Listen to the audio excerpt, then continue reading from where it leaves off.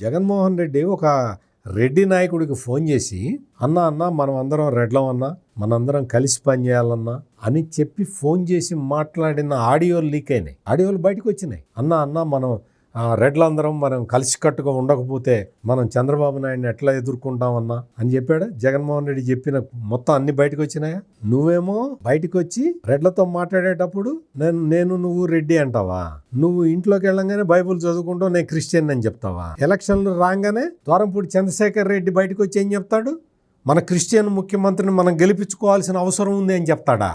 ఏమయ్యా ఈ కులంతో మతంతో ఏంటి రాజకీయాలు? నువ్వు ద్వారంపూడి చంద్రశేఖర్ రెడ్డి తోటి అది చెప్పించావు. నీ మేనత్త విమలమ్మని తీసుకొచ్చి ఆ పాస్టర్లందరికీ మీటింగులు పెట్టి వాళ్ళందరికీ ఏదో బియ్యం బస్తాలు వెచ్చాలు అవన్నీ ఇచ్చి చేతిలో 1000 రూపాయలు పెట్టి మీ దగ్గరకు వచ్చే భక్తులందరికీ కూడా జగన్కు ఓటేయమని చెప్పండి అని చెప్పి డబ్బులు పందారం చేసావు ఎలక్షన్ల ముందర.